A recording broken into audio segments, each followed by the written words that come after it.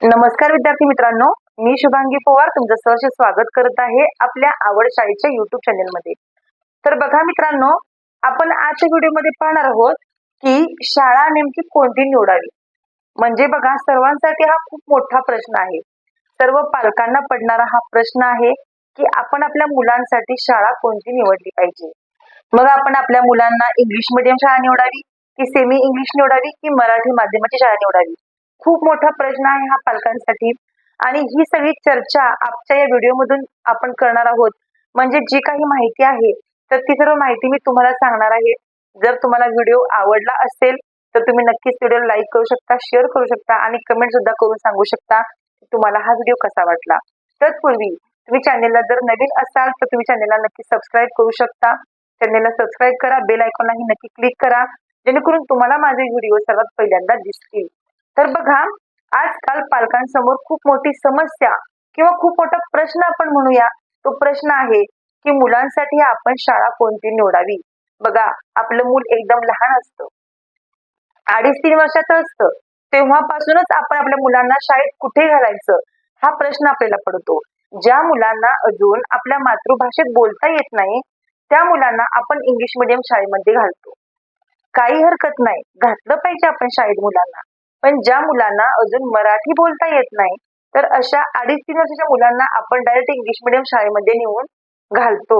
पण त्या मुलांना कितपत मराठी येतं, त्यांना घरात आपण जेव्हा बोलतो आपल्या मुलांशी तर ते आपलं मूल मराठी व्यवस्थित शिकले का, आपली मातृभाषा मराठी आहे तर ती मुलांना व्यवस्थित बोलता येते का हे आपण पाहिलं पाहिजे आणि मग आपण आपल्या मुलांना शाळेत घातलं पाहिजे।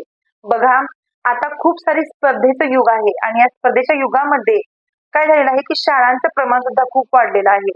मग त्याच्यामध्ये जिल्हा परिषदच्या शाळा असतील, मग खाजगी शाळा असतील, कोणत्याही इंग्लिश मीडियम शाळा असतील, भरपूर अशा शाळा आहेत की अशा शाळा बघून की आपण जे पालक आहोत, मी स्वतः सुद्धा एक पालक आहे, तर आपण खूप कन्फ्यूज होऊन जातो की आपण आपल्या मुलांना नेमकं कोणत्या शाळेत घातलं पाहिजे।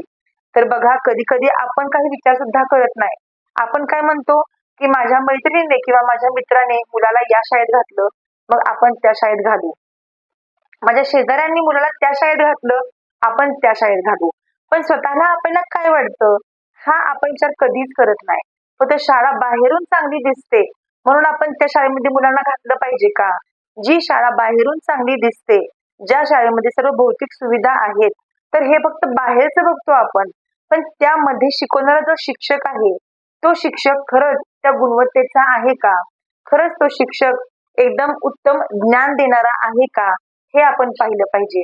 जी शाळा एकदम साधी सिंपल असते पण ती शाळा बाहेरून साधी दिसते, पण त्या शाळेमध्ये जो शिकवणारा शिक्षक आहे तो जर एकदम चांगला असेल, तो जर उत्तम ज्ञान देणारा असेल तर हे आपण बघत नाही। पण जी शाळा बाहेरून छान दिसते, जी शाळा अट्रॅक्टिव्ह दिसते, त्या शाळेमध्ये आपण मुलांना घालतो आणि त्यामध्ये जे शिक्षण आहे तर ते आपण बघतच नाही, बरोबर। आपण फक्त मुलांना सांगतो की जास्त पैशाच्या शाळेत घातलं मगच मुलं हुशार होतील असं काय नसतं। बघा, जेव्हा आपण मुलांना जास्त पैसा खर्च करतो, जास्त पैसा खर्च करून एखाद्या शाळेमध्ये घालतो म्हणजे त्या शाळेमध्ये खूप शिक्षण चांगलं असेल असं नसतं। तर बघा, एका शाळेमध्ये एवढ्या छोट्या मुलांना 20, 25, 50 हजार त्यांना डोनेशन भरून घातलं जातं।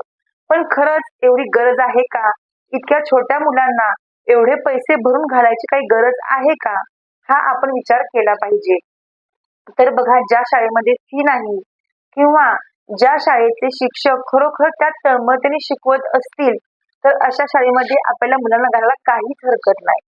तर बघा, आपलं मूल जेव्हा 2.5 वर्षाचं असतं तर तुम्ही काय करता की त्या मुलांना आपण इंग्लिश मीडियम शाळेमध्ये घालतो, बरोबर। बरोबर आहे, मुलांचं बेसिक चांगलं व्हावं म्हणून आपण शाळेमध्ये मुलांना घालतो। पण सर्वात बेस्ट ऑप्शन हा असणार आहे की आपण आपल्या मुलांना मराठीतून पण तुम्ही शिक्षण देऊ नका आणि तुम्ही इंग्लिश मीडियम मधून पण शिक्षण देऊ नका। म्हणजे आपल्याला काय वाटतं की आपल्या मुलांना मराठी पण आलं पाहिजे आणि आपल्या मुलांना इंग्लिश पण आलं पाहिजे।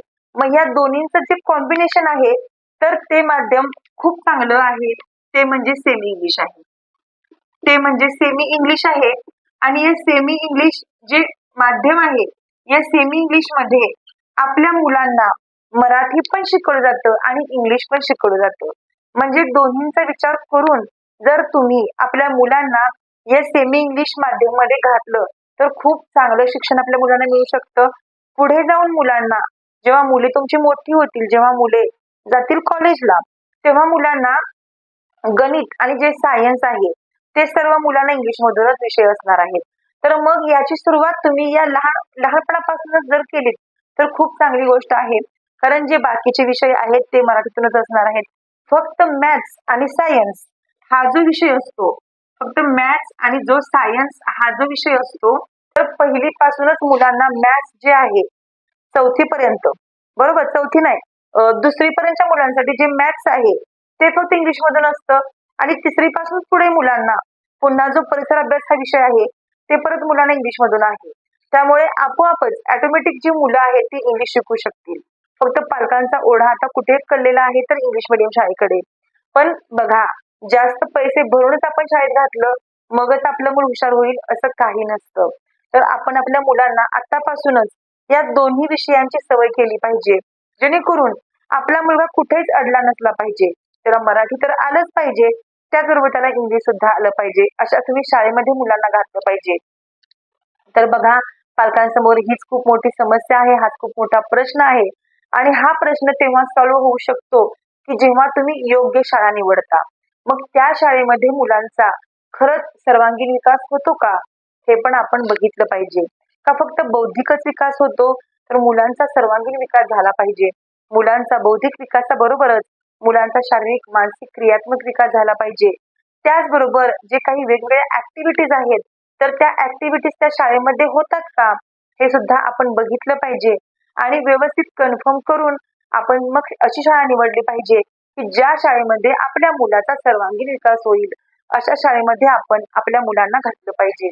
बघा, आपलं मूल कुठेच कमी पडणार नाही. जेव्हा आपण लहानपणापासून मुलांना असं शिक्षण दिलं तर आपलं मूल कुठेच कमी पडणार नाही. ते पुढे जाऊन प्रत्येक गोष्टीमध्ये ते असं सक्षम बनलं पाहिजे. प्रत्येक गोष्टीमध्ये ते सक्षम बनलं पाहिजे असं आपण आपल्या मुलांना शिक्षण दिलं पाहिजे. तुम्ही मुलांना अशा शाळेमध्ये घातलं पाहिजे की ज्या शाळेमध्ये पहिलीपासूनच सर्व स्पर्धा परीक्षांचं आयोजन केलं जातं. मग त्यामध्ये खूप साऱ्या स्पर्धा परीक्षा आहेत मुलांसाठी. समृद्धी प्रज्ञाशोध असेल, मंथन असेल, स्कॉलरशिप असेल, नवोदय असेल, NMMS असेल, अशा खूप साऱ्या स्पर्धा परीक्षा आहेत की ज्याची सुरुवात पहिलीपासूनच होते. मग तुम्ही अशा शाळेत मुलांना घातलं पाहिजे जेणेकरून मुलांना परीक्षा म्हणजे नेमकं काय असतं तर हे मुलांना पहिलीपासूनच समजेल. स्पर्धा परीक्षा म्हणजे काय असतं याचं नॉलेज मुलांना मिळू शकतं. की तुम्ही अशा शाळेत मुलांना घातलं पाहिजे की जेणेकरून पुढे जाऊन आपला मुलगा स्पर्धा परीक्षेमध्ये नक्कीच यश प्राप्त करू शकेल. म्हणून त्याला आपण पहिलीपासूनच ज्या स्पर्धा परीक्षा आहेत त्या परीक्षांना बसवलं पाहिजे मुलांना. तुम्ही अशी शाळा निवडा की ज्या शाळेमध्ये अशा सर्व स्पर्धा परीक्षांचं आयोजन केलं जातं. तेव्हापासून जर प्रयत्न केले तर पुढे जाऊन आपली मुले खरंच नक्की यशस्वी होऊ शकतील. बघा, जो काही स्पर्धा परीक्षांचा अभ्यासक्रम आहे तो मुलांना लहानपणापासूनच आहे. म्हणजे जे स्कॉलरशिपचे प्रश्न असतात तेच पुढे जाऊन मुलांना MPSC असू दे, पोलीस भरती असू दे, मग तलाठी भरती असू दे, कोणत्याही स्पर्धा परीक्षा असू दे, जेव्हा लहानपणापासून या स्पर्धा परीक्षा असतात सेम तेच प्रश्न फक्त काठिण्य पातळी वाढलेली असते. सेम तेच सिलेबस, तेच टॉपिक असतात, फक्त काठिण्य पातळी वाढलेली असते पुढे जाऊन. की जी मुलं आपली पहिलीपासूनच सर्व काही शिकतील. ज्या काही ट्रिक्स आहेत गणितामधले असू देत, मराठीमधले असू देत, ज्या काही ट्रिक्स आहेत त्या ट्रिक्स मुलं 10वी पर्यंत शिकून जातील. अशा शाळेमध्ये तुम्ही मुलांना घातलं पाहिजे की मुलांना पुढे जाऊन आपला मुलगा स्पर्धा परीक्षेमध्ये उतरला पाहिजे, त्यानं प्रावीण्य मिळवलं पाहिजे. अशा शाळेमध्ये तुम्ही मुलांना घाला. कोणाचाही विचार करायचा नाही अजिबात. कोणाचाही विचार न करता स्वतःला जे योग्य वाटेल अशा शाळेमध्ये, जी शाळा योग्य आहे त्या शाळेमध्ये आपण आपल्या मुलांना घातलं पाहिजे. आपल्या मुलांचं कुठेही नुकसान झालं नसलं पाहिजे. बघा, जेव्हा पाया मजबूत होतो तेव्हा काय होतं की मग मुलं आपली कुठेही कमी पडत नाहीत. जेव्हा मुलांचा पाया मजबूत होईल तेव्हा मुलांना आपण काहीही परत सांगायची गरज नाही. मग जेव्हा पहिली असू दे, दुसरी असू दे, तिसरी असू दे, जास्तीत जास्त तिसरी पर्यंत आपण मुलांचा अभ्यास घेतो. चौथी पासून पुढे मुलांचा अभ्यास आपल्याला घ्यायला लागत नाही. मुले स्वतः अभ्यास करायला बसतात. त्यामुळे आपण मुलांना अशी शाळा निवडली पाहिजे की ती मुलांसाठी योग्य असेल, आपल्यासाठी योग्य असेल. काही काही पालक मुलांना इंग्लिश मीडियम शाळेमध्ये घालतात. मुलांना तुम्ही कोणत्याही शाळेत घाला, त्याबद्दल काहीही माझं वैयक्तिक मत नाही. पण आपण पालक म्हणून आपल्याला मुलांचा अभ्यास घेता आला पाहिजे. मुलांचा आपल्याला अभ्यास घेता आला पाहिजे, की बघा काही काही मुलांना कसं होतं की इंग्लिश मीडियम शाळेत आपण जेव्हा घालतो, तेव्हा पुढे पुढे पुढे टफ सिलेबस असतो आणि तो इतका टफ असतो की काही काही गोष्टी त्या आपल्याला पण कळत नाहीत. मग त्या मुलांचा आपण अभ्यास घेऊ शकत नाही, कारण ते इंग्लिश आपल्याला पण कळत नाही. मग आपण तो घरचा अभ्यास पूर्ण करायसाठी मुलांना आपण क्लासला लावतो. मग काय होतं की मुलं दिवसभर शाळेमध्ये अभ्यास करून कंटाळतात आणि घरी आल्यानंतर पुन्हा आपण त्यांना क्लासला पाठवतो आणि क्लासमध्ये पण परत तोच अभ्यास. त्यामुळे मुलांना काय होतं की फक्त मुलांचा अभ्यास एके अभ्यास, मुलांना बाकीच्या गोष्टी करायला वेळच नाही मिळत. त्यामुळे जो अभ्यास आपण स्वतः मुलांना घेऊ शकतो, जे स्वतः आपण मुलांना शिकवू शकतो, की तुम्ही अशा शाळेत मुलांना घाला, जेणेकरून जेणेकरून काय होईल की मुलांना जो काही मुलांचा बौद्धिक विकास आहे, शारीरिक विकास आहे, मानसिक विकास आहे, क्रियात्मक विकास आहे, हा सर्वांगीण विकास मुलांचा घडू शकेल. तर योग्य शाळा आपण निवडली पाहिजे आणि हा जो निर्णय आहे, तो निर्णय आपण सुरुवातीपासूनच आपला योग्य पाहिजे. मगच आपण आपल्या मुलांना घडवू शकतो. चला तर मग जर तुम्हाला व्हिडिओ आवडला असेल तर नक्कीच लाईक करा व्हिडिओला. कमेंट करून सांगा तुम्हाला हा व्हिडिओ कसा वाटला. चला तर मग आपण असंच भेटू आणखीन एका नवीन व्हिडिओ सोबत. तोपर्यंत धन्यवाद.